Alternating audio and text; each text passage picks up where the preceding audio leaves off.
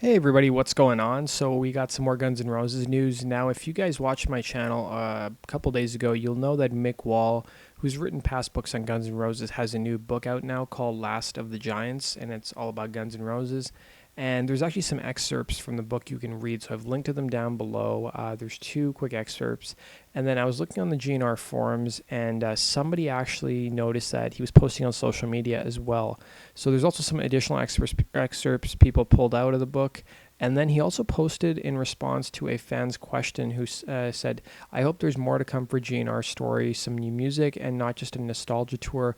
Although they are sounding in top form, to be fair. Mick Wall replied, definitely new music. And then she said, I've read it for years. For some reason, he won't release it. The General, Atlas Shrugged, or Infamous. I don't know if it will ever hear those. Stoked to hear anything, to be honest.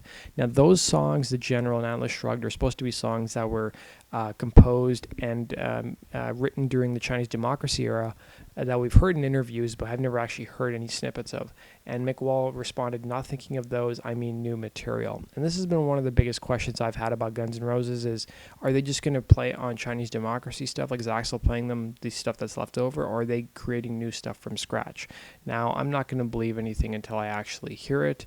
And then I've also put the links down below for you guys to go check out. It seems like Mick Wall is kind of like made peace with the fact that, if you guys remember a couple of years ago, he wrote the unauthorized autobiography about Axl Rose. He's kind of disavowed that, and he claims it's no longer in circulation. He said that he was writing that from a position of hate. Him and Axl were in a bad spot. And I don't think Axl and him are talking, but he did do an interview with Slash a couple of years ago, and Slash was promoting one of his solo records.